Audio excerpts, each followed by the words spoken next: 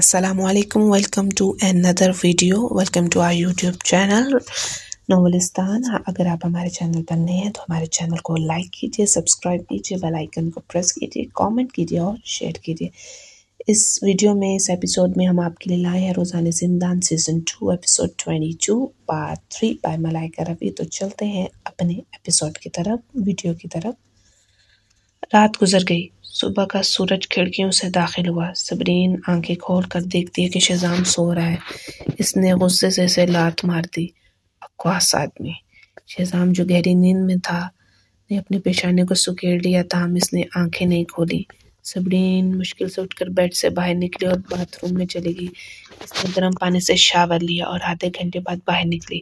جب اس نے bath room کا دروازہ کھولا تو اسے وہ شخص بیڈ پر بیٹھا ہوا نظر آیا جو ابھی بیدار ہوا تھا۔ ان کی نظریں ملی۔ شہزام فوراً اس کی گردن کا کالر بون پر کی کے نشان دیکھتا ہے۔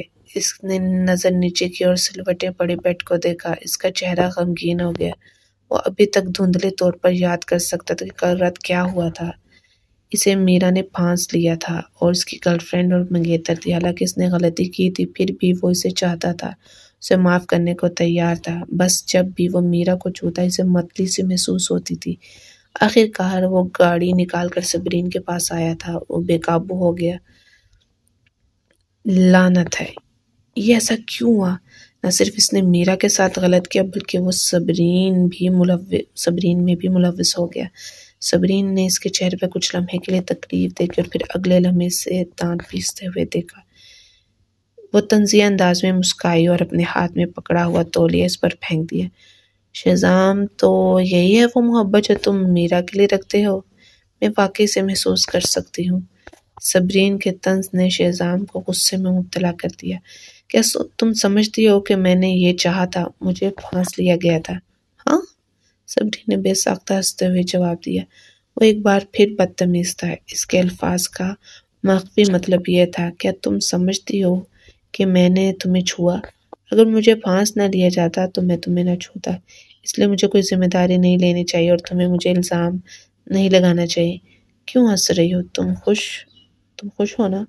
شہزام کو وہ لمحہ یاد ہے جب اس نے گزشتہ رات کتنی شدت سے صبرین کو چاہتا۔ آخر 4 سال کے رکے جذبات تھے جو سارے ایک ساتھ باہر آئے۔ اور پھر صبرین اس کی محرم تھی، سکون آنا تو لازمی تھا۔ اسے شرمندگی محسوس ہوئی۔ خوش؟ صبرین نے بے تاثر انداز میں اپنے آستین چڑھائے۔ اس نے اپنی باہوں پر کسی کے ہاتھ کی گرفت سے بنے ہوئے نیل پڑے نشان دکھائے۔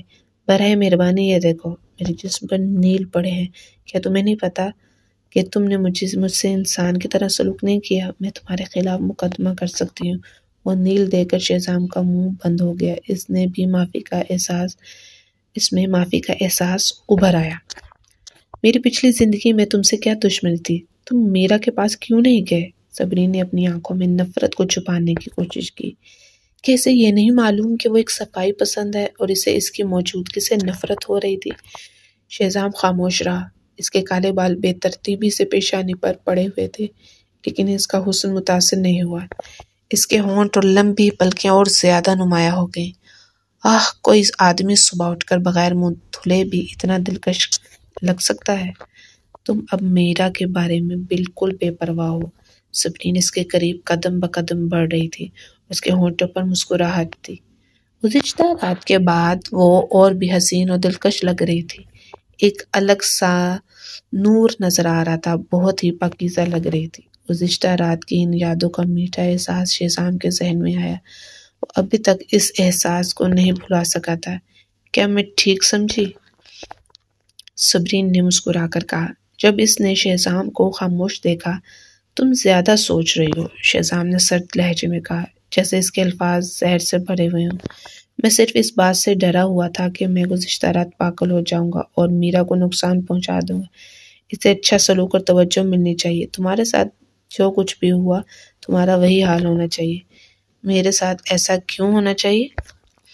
صبرین کی مسکراہٹ آہستہ آہستہ غائب ہوگی۔ یہ وہی شہزام تھا جسے وہ جانتی تھی۔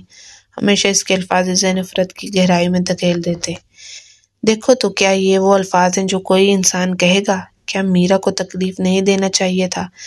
ہاں، جبکہ مجھے تکلیف دینا اس پر فرض ہو جیسے۔ کیا مجھے انسان سمجھنا اس کے لیے ضروری نہیں تھا؟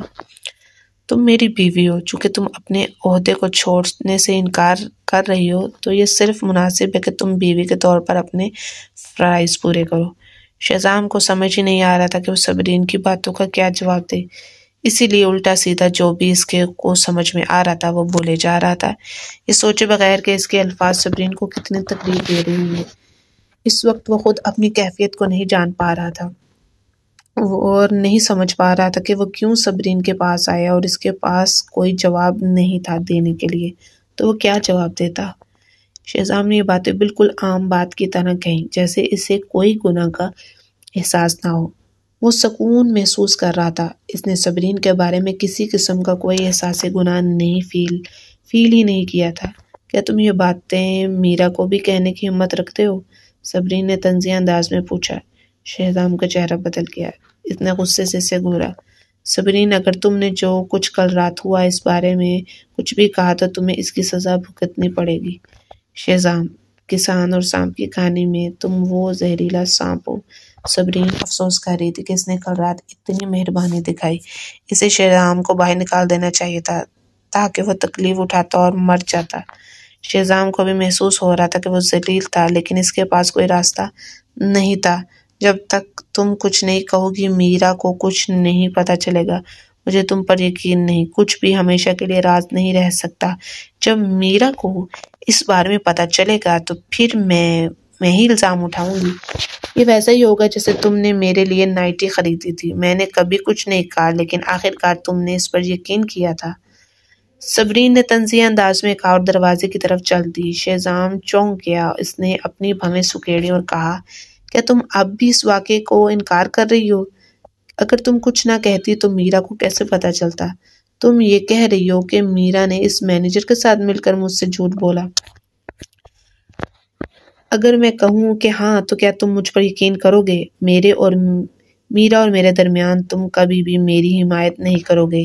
یہ کہہ کر اس نے دوبارہ مڑ کر نہیں دیکھا۔ شہزام نے صبرین کی پیٹھ کو جھنجھلاتے ہوئے دیکھا۔ کیا میرا نے اس سے جھوٹ بولا؟ اس نے کبھی ایسا نہیں سوچا تھا۔ یہ یقیناً صبرین کا منصوبہ ہونا چاہیے۔ وہ کل رات بہت پسینے میں ڈوبا ہوا تھا، اس لیے اب اسے جسمانی تکلیف محسوس ہو رہی تھی۔ وہ باتھ روم میں جا کر نہانا چاہتا تھا مگر اس کے پاس ٹاول نہیں تھا۔ اس نے تھوڑی دیر سوچا اور پھر صبرین کا ٹاول لے لیا۔ وہ صفائی پسند تھا، وہ میرا کا ٹاول بھی منہ دھونے کے لیے نہیں استعمال کر سکتا تھا، لیکن جب اس نے صبرین کا ٹاول استعمال کیا تو اسے بالکل بھی ہچکچاہٹ محسوس نہیں ہوئی۔ اس کے تولیے میں دلکش خوشبو تھی، بالکل اس کے جسم کی طرح۔ باتھ روم سے باہر آتے ہوئے صبرین ڈائننگ ایریا میں بیٹھی تھی اور پاستا کھا رہی تھی۔ پاستا پر ایک سنہری تلا ہوا انڈا بھی تھا۔ پہلی نظر میں وہ بہت لذیذ لگ رہا تھا۔ شہزام جو کل رات کی تھکن سے نڈال تھا فوراً بھوک محسوس کرنے لگا۔ میرا کہاں ہے؟ اس نے سیدھا اس کے قریب والی کرسی پر بیٹھتے ہوئے ایسا رویہ رکھا جیسے کوئی اس کے لیے ناشتہ سرو کرے۔ صبرین نے اسے سست نگاہ سے دیکھا۔ وہ تمہارے اپنے گھر میں ہے۔ شہزام کا منہ بن گیا۔ یہاں کوئی نوکرانی نہیں ہے جو تمہیں ناشتہ دے۔ شہزام کے چہرے پر جو توقعات نظر آ رہی تھی وہ فوراً غصے میں بدل گئی۔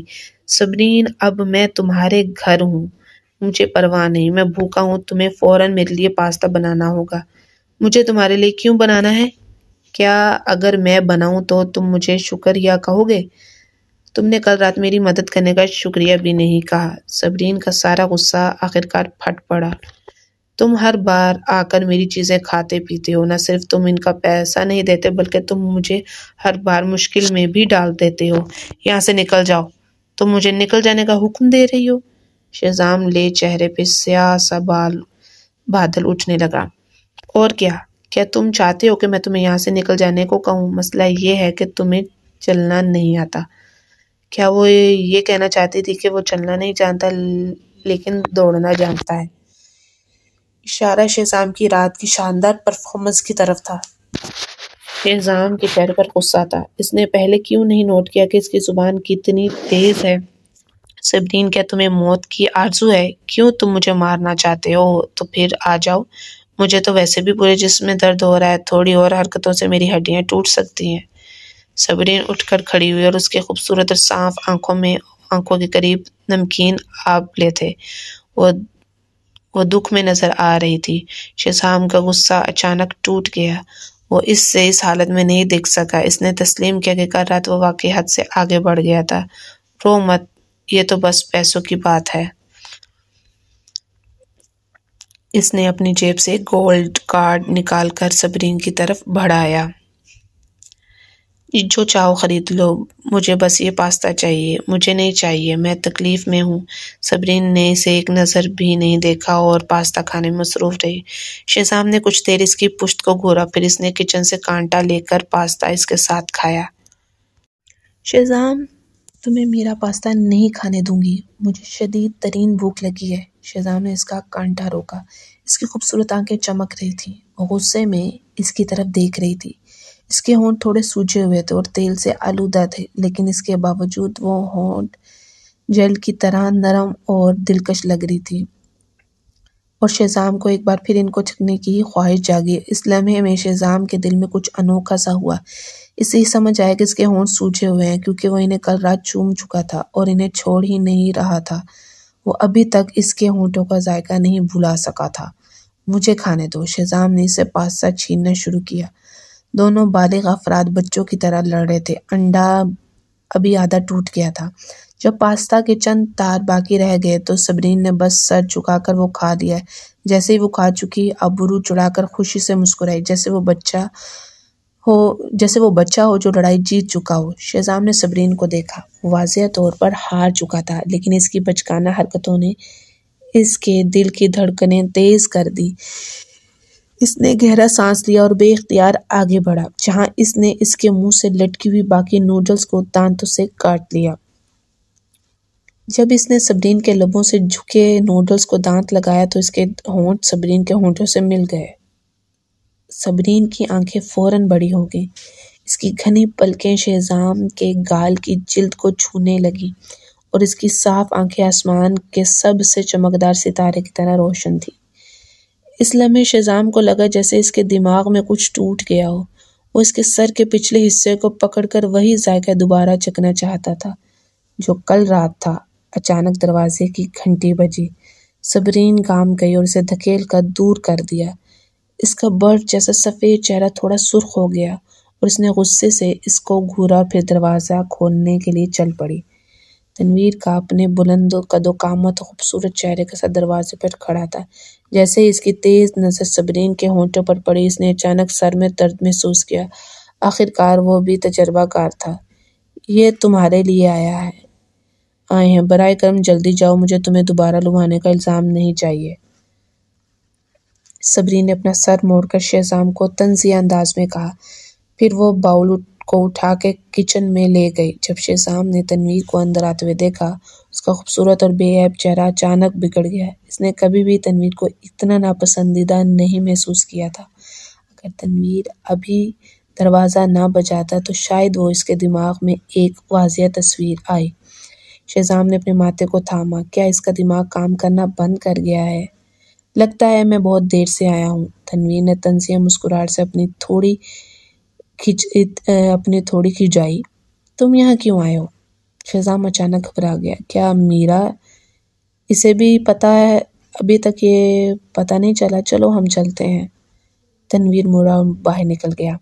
شہزام نے ایک نظر صبرین پر ڈالی جو کچن میں برتن دھو رہی تھی۔ وہ کچھ کہنا چاہتا تھا، لیکن جب اسے میرا کا خیال آیا تو اس کا دماغ دوبارہ درد سے بھر گیا، اس لیے وہ تنویر کے ساتھ باہر چلا گیا۔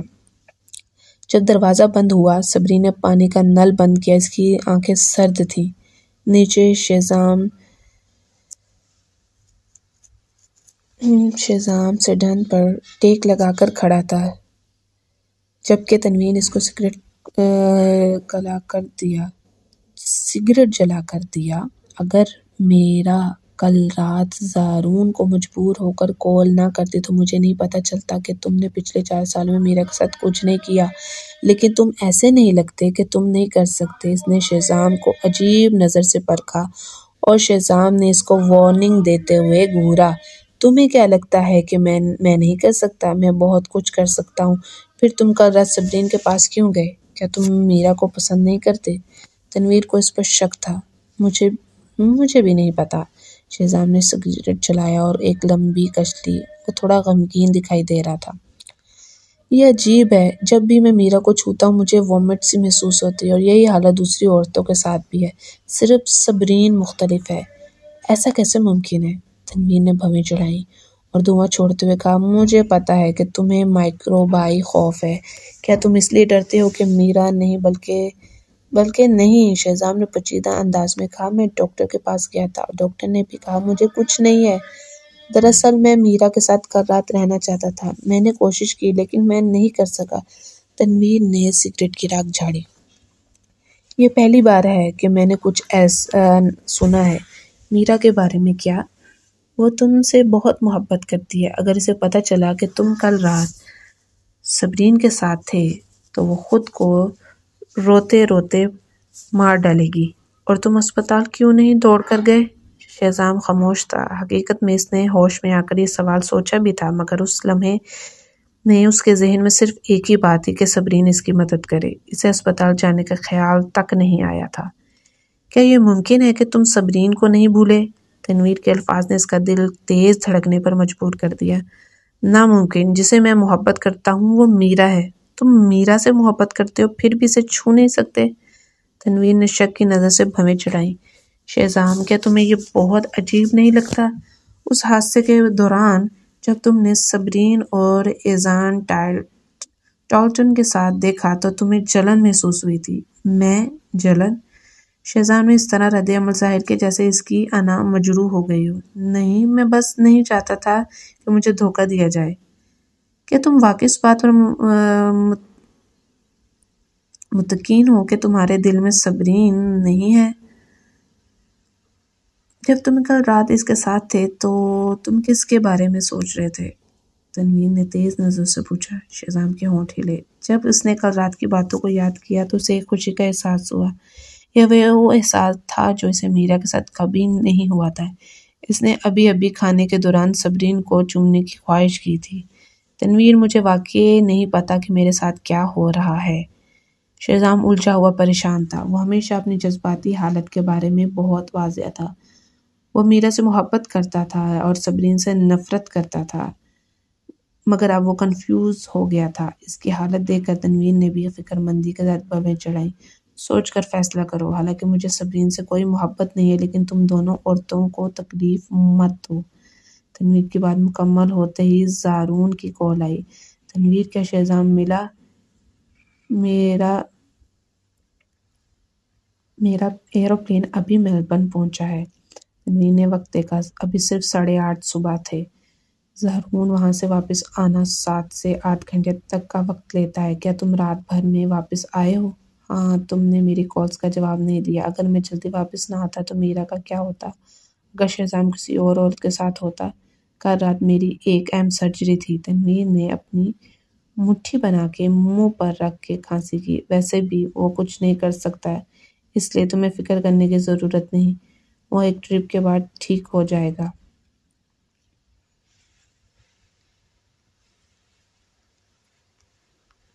شہزام کا چہرہ غصے سے اتر گیا جب اس نے تنویر کو مسکراتے ہوئے اس پہ ایک طنزیہ نظر ڈالتے ہوئے دیکھا۔ کال ختم ہونے کے بعد تنویر نے بے چارگی سے کندھے جھکائے۔ تمہیں خوش ہونا چاہیے کہ زارون نے تمہیں نہیں دیکھا یہاں۔ اگر وہ ہوتا تو تم واقعی مشکل میں پڑ جاتے۔